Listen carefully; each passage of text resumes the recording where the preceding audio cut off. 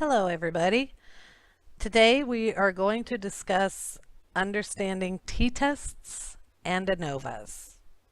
We are going to approach this from just a conceptual understanding, just trying to kind of grapple with what these tests are looking at and when and why we would choose to use them. So what I've done over the course of my learning quantitative analysis, I would sort of envision simpler data sets that I could kind of wrap my brain around. Um, and this has helped me a lot to understand things a little bit more clearly. So what I'm going to do today is walk you through some examples that hopefully will help add some clarity to an otherwise quite possibly confusing situation.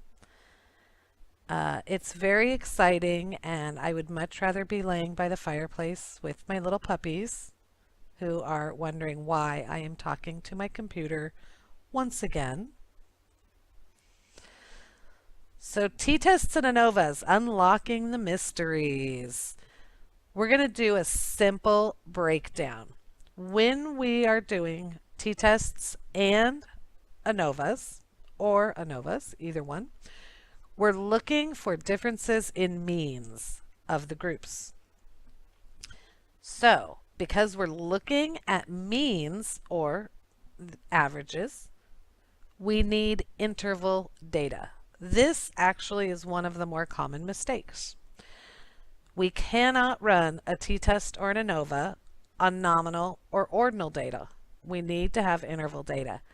So let's do a little refresher real quick with the variable age, and let's remind ourselves what's nominal, what's ordinal, and what is interval. So if I were to give out a survey and I were to ask someone, are you over 30? And they were to either answer yes or no, that would be nominal. So even though it's an age variable, you can receive nominal data. Yeses and nos, those would be nominal data. If the survey question said, how old are you? Please choose one, and the participants needed to answer in a certain age bracket, maybe like the example I have here, under 20 years old, between 20 and 30, between 30 and 40, between 40 and 50, 50 and over. This is ordinal data. And the reason why this is ordinal data is we do see here that there is an order. Think of Likert scales. If you're less happy, happy, very happy, ecstatic, they're in order. Just like the ages we're looking at, we have an order here, but we cannot measure exact differences between someone in this category and someone in this category, because this person, if we had a person that was 21 and a person that was 39, if we had actual years, we know that there's a 19-year difference, an 18-year difference. I'm so glad I'm assisting you with this. I'm just kidding. If we have someone that's 29 and 31, then there's a 2-year difference. So we don't know what the exact age is. We know that somebody might be between 20 and 30 and somebody might be between 30 and 40, but we can't give it an exact measurement as we could with, that's right, you guessed it, your friend and mine today, interval data. If we were to ask someone to please fill in their age in years, and they wrote down 27, 38, 52, 67, then we would be dealing with interval data. So let's try to figure out, why do we need interval data? If you think back to finding a means, okay, when we're taking an average of something, we add all the numbers together and we divide by how many we had. Now, when we're working with data, we often code into numbers. So if we had a sample population and they had answered yes and no, and we assigned yes to be a 1 and no to be a 2, we can actually add up all the 1s and 2s and then divide by however many we had. It's just not going to make sense. So it can be done. It does not present a clear and certainly not a scientific picture. So we don't want to do that. And this is one of the problems you see when you're working with many of the statistical software programs or even Excel, if you're working with SPSS. Think of using a calculator. You can put things in, you can instruct it to do something, and it is able to come up with a mathematical computation. That does not make it correct. So you need to always know what kind of data are you working with, because otherwise you're going to just go down that rabbit hole of mistake after mistake after mistake, and we don't want that. Interval data, if people were to fill in their age in years and 3 people were 27 and 2 people, I'm not even going to be able to add all this in my head, but we had a 27, 27, 27, 35, 37, 56, 72.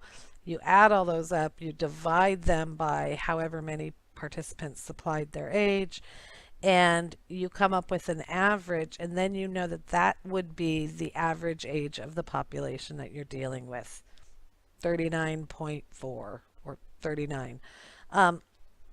That makes sense. Remember again, just because a statistical software program or a calculator can do something does not make it right.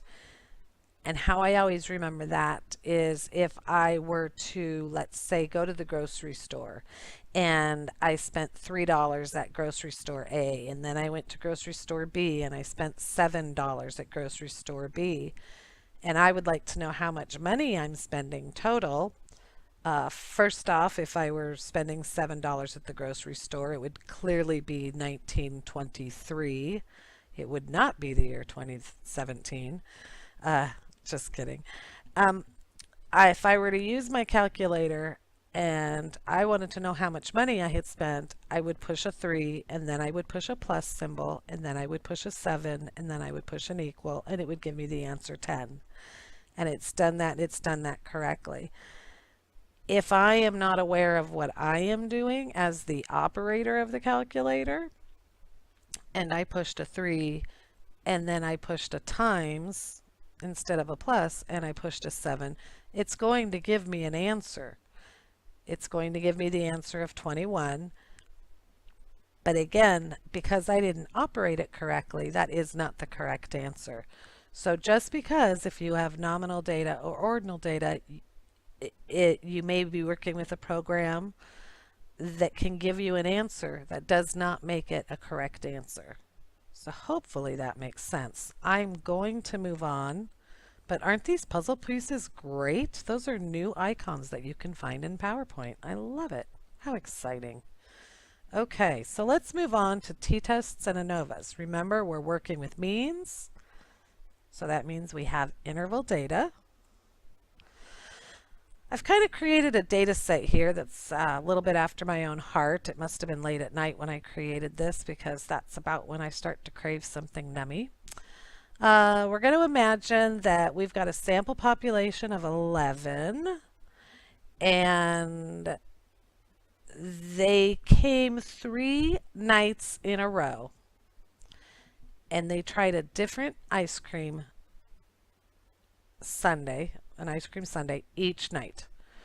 Each time they tried a sundae, they rated it with a score, and we kept records of that. So what we can see here is that this going across, the rows going across, that's one participant, and the columns going down would be equivalent to one variable. So we see that the first 1, 2, 3, 4, 5, 6 participants had chocolate ice cream, and on their very first night they had chocolate ice cream with hot fudge, and they had nuts, and on their second night they had chocolate ice cream with caramel and they had nuts, and they had chocolate ice cream with strawberries and they had nuts. And they rated. So this person liked the caramel. Oh gosh, I love it. So do I. They liked the caramel the best and gave it a higher rating than strawberry second, then hot fudge third. This is how this data set works. And remember, we talked about wanting to understand the means. So I can, if I want to know what did all of the people that ate the hot fudge, it doesn't matter what kind of topping they have. It doesn't matter what kind of ice cream flavor they had. If I just want to know all of the hot fudge answers, then I can add these numbers up and I can divide by 11 and I get 39. And this would be my mean. We also have means over on the side. And this is going to equal what each participant, 33 plus 48 plus 39 divided by 3 equals 40. What each participant, what their average of ratings of their ice cream sundaes were. So let's see, I wrote a little note here. Both T-tests and ANOVAs are testing if there's a difference in the means between groups. What a great note. I rock at this. I'm so sorry. It's very, very difficult to try to make understanding quantitative analysis exciting.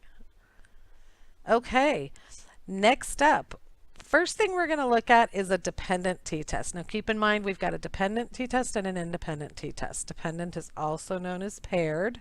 You will see those words interchangeable in your readings. When we're looking at a dependent t-test or a paired t-test, we often use this as a pre-test or a post-test. And what we're saying is that one of the group's responses depended on the other response. What is a better way to describe this? When you have dependent t-tests, your participant typically is giving in to both groups. So if we wanted to know if there was a significant difference between people's opinions of hot fudge. Oh, now I wrote hot fudge versus strawberry, but clearly I have highlighted hot fudge versus caramel, so I apologize. If we wanted to know the differences between how people liked hot fudge and how people liked caramel, then we would run a dependent t-test because this person had hot fudge and they had caramel, and we're comparing those two. They've contributed information into both groups of data. This person had hot fudge and caramel. This person liked hot fudge better, so I'm guessing they weren't as much fun. This is how my brain sort of understands, and I hope it will work for some of you it won't, some of you I'm just confusing even more. But when we have a dependent or paired t-test, the participants contribute information in both categories or both attributes that we're looking at. The hot fudge, the caramel, and the strawberries could all be considered one variable of maybe sauces, something like that. So, and each hot fudge, caramel, and strawberry could be considered an attribute of that variable. Okay, note, the subjects that ate the hot fudge on the first night are the same subjects that ate the caramel on the second night. Think of a pre-test or post-test design. This is why we call it a dependent or a paired t-test. And this is how you want to set it up. So if you are doing a pre-test, post-test where you have a bunch of students and you give them all a math test, then maybe you give them a math lesson, and then you want to test them again to see hopefully how much they learned, that would be a pre-test, post-test design. Again, it's your same participants. So you're going to pick the dependent or the paired t-test. Okay, let's look at another one. An independent t-test is when we're looking at two different groups, but the participants are not the same participants in each group.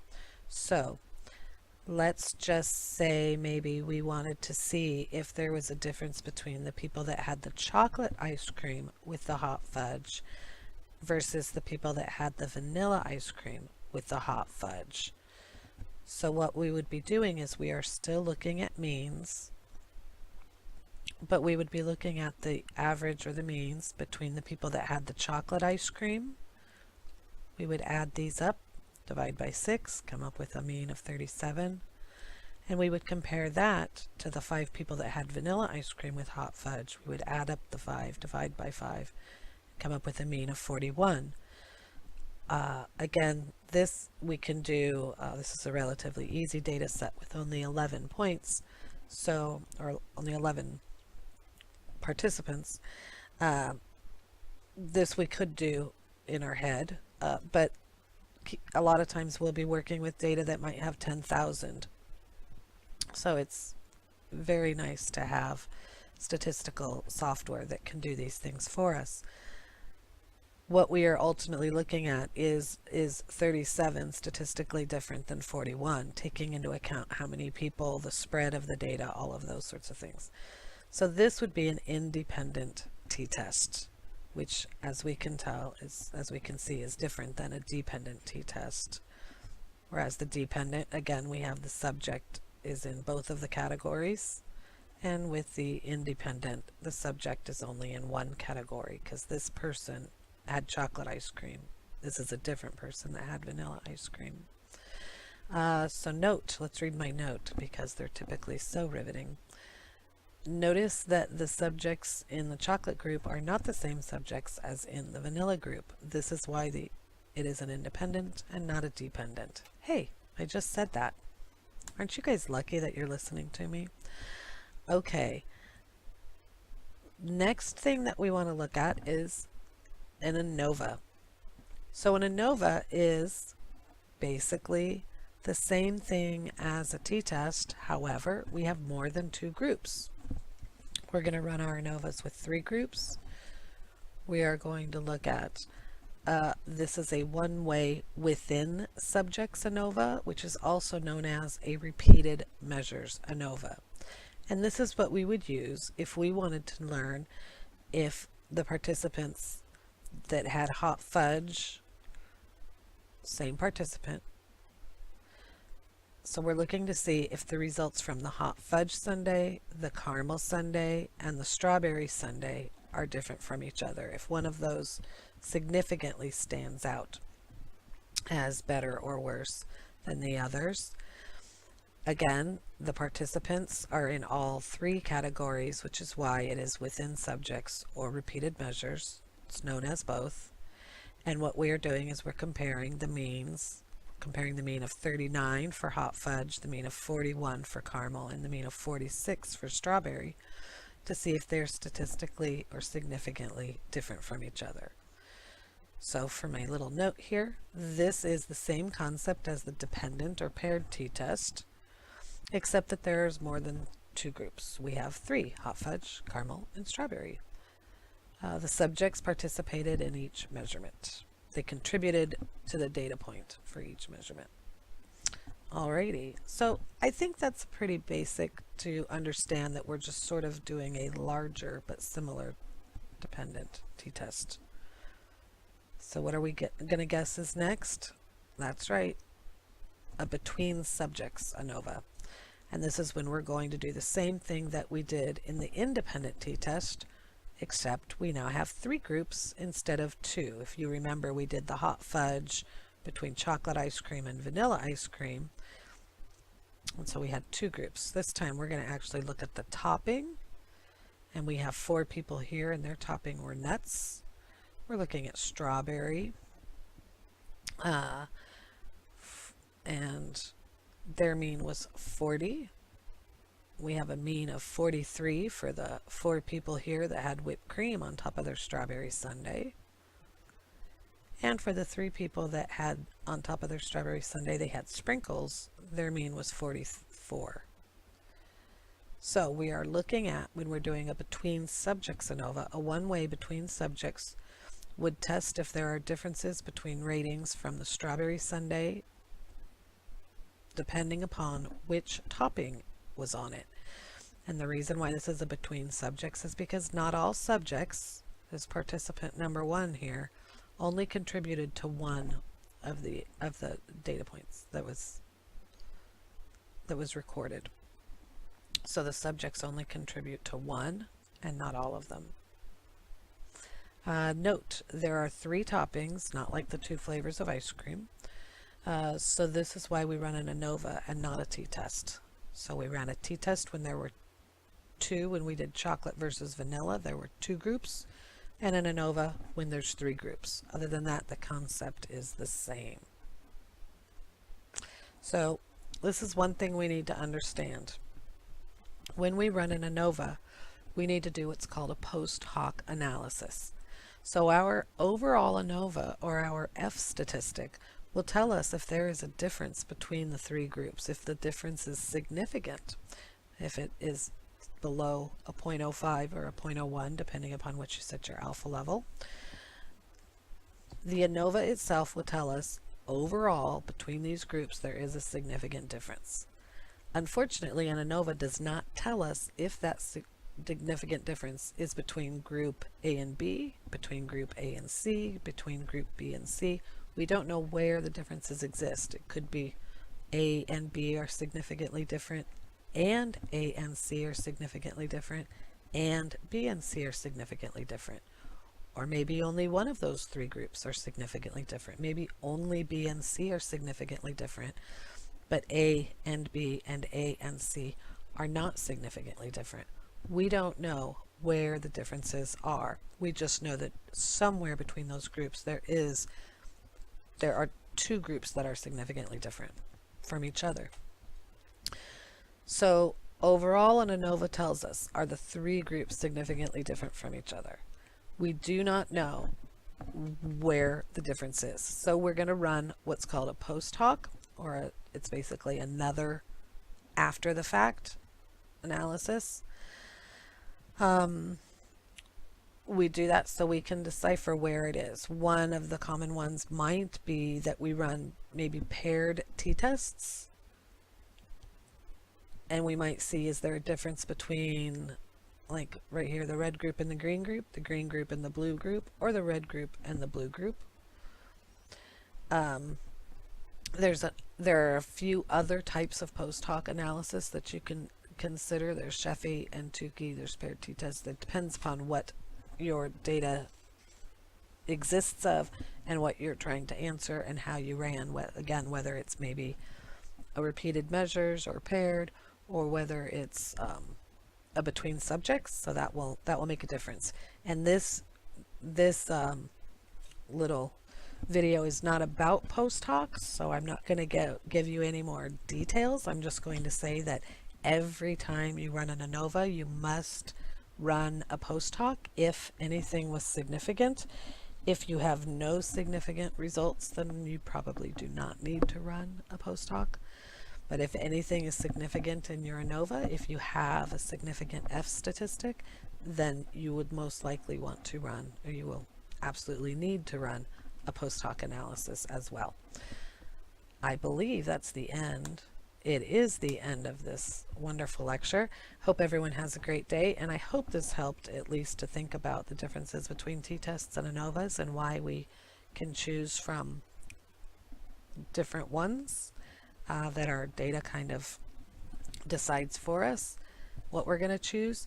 There are many more types of ANOVAs that you can get into when you have more extensive or more when you're trying to answer questions that are a little bit more detailed and you get more familiar with this.